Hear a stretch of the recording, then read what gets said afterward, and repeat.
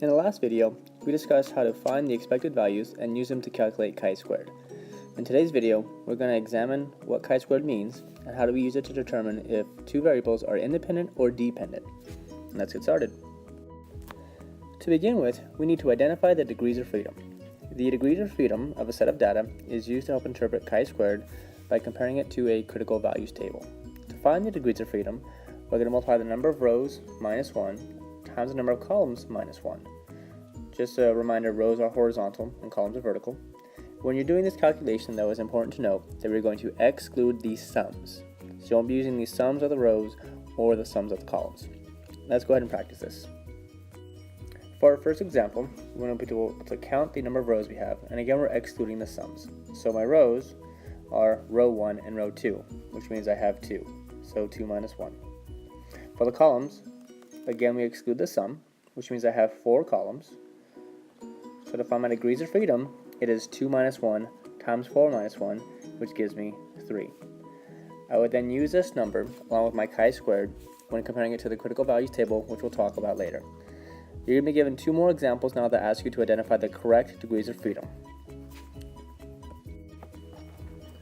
Alright, so here you have another observed values chart.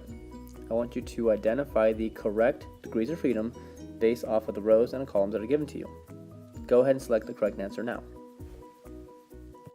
Here we have one last example of finding degrees of freedom. Again, based off the number of rows and columns you have, select the correct answer. Now that we can identify degrees of freedom, we're going to be able to use that to compare critical values to our chi-squared.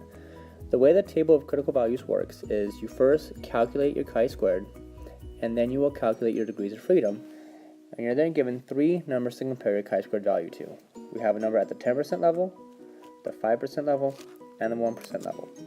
So we're going to be comparing your chi-squared to the numbers within our chart to determine if our variables are independent or dependent. To identify if our values are independent or dependent, we're going to compare chi-squared to a critical value. If the calculated chi-squared value is less than the corresponding critical value, we accept that the classifications are independent. This is the statement that you need to write if two classifications are independent. And again, we would say that if our chi-squared is less than the critical values table from the chart.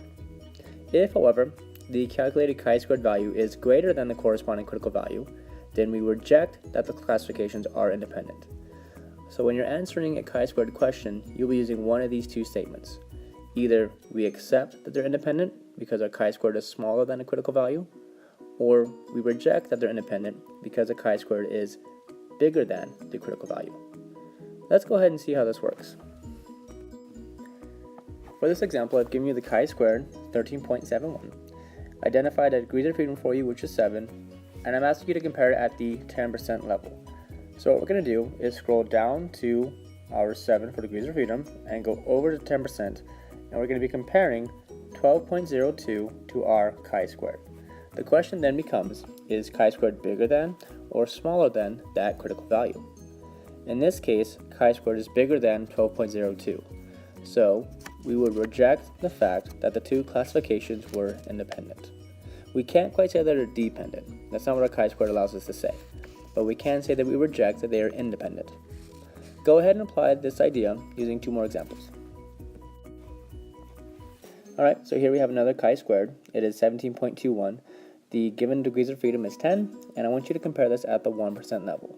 So select the correct statement that either we accept they're independent or we reject that they are independent, based off of the comparison of our chi-squared and the critical value.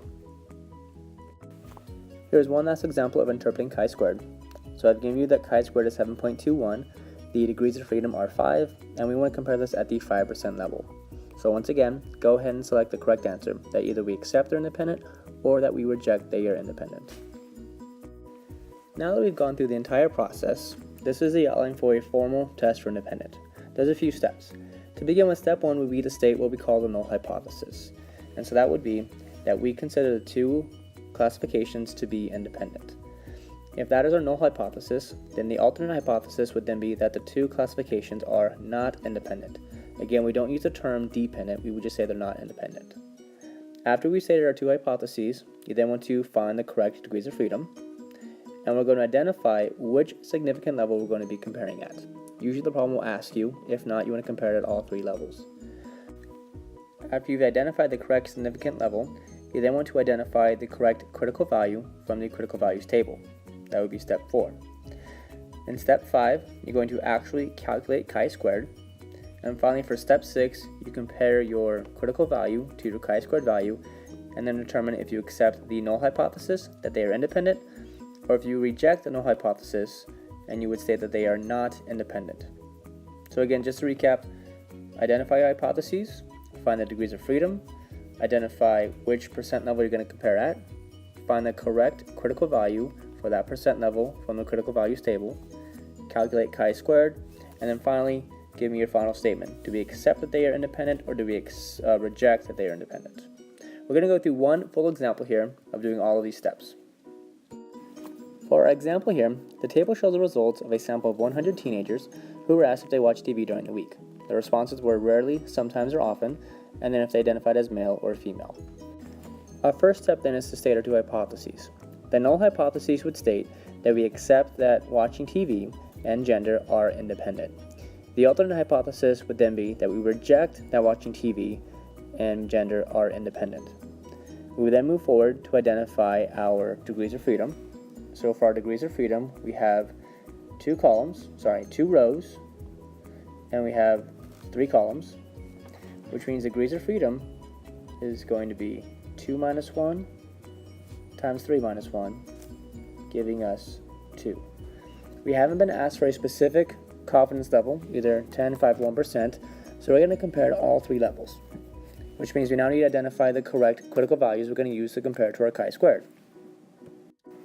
Looking at the table of critical values, we identified the degrees of freedom was 2, and we haven't been given a specific confidence level, so we're going to be comparing our chi-squared to all 3 of our critical values, 4.61, 5.99, and 9.21. And again, I've identified this because we have 2 degrees of freedom. Now that we have that, we need to move forward and calculate chi-squared. As a reminder, in order to calculate our expected values, we're going to multiply the sum of the row times the sum of the column and divide by 100. So we have 45 times 34 divided by 100 gives us approximately 15.3. Then we have 45 times 36 divided by 100 gives us 16.2. And finally, 45 times 30 divided by 100 is 13.5. 13.5. Now, a quick way to calculate our other expected values is simply to subtract what we have from the sums. So for example, 34 minus 15.3 gives me 18.7. And then 36 minus 16.2 gives me 19.8. And then for our last number, we have 16.5. Now that we have our observed values and our expected values, we can use them to calculate chi-squared. In calculating chi-squared, again we have the observed minus the expected squared divided by the expected. So for our first term, it would be 12 minus 15.3 squared divided by 15.3. And that gets you 0.711. Repeating that process for other values, we have 0.089, 1.5, 0.582, 0.073, and 1.23. To get our actual chi-squared value, we want to add those all together, and if you do, we get 4.23. Now that we have our chi-squared value, we can compare it back to our critical value numbers and determine if we accept that the two classifications were independent or reject that they're independent. Alright, so our chi-squared value was 4.23, and we identified our numbers here because we had degrees of freedom 2 to compare it to. Since our chi-squared number is less than each one of those critical values, we would accept at all 3 levels. So then for our final statement, we would say that we accept that watching TV and gender are independent at the 10%, the 5%, and the 1% level. That completes our interpretation of chi-squared. Tomorrow in class we're going to be applying this concept and we're going to move forward with the project for this chapter.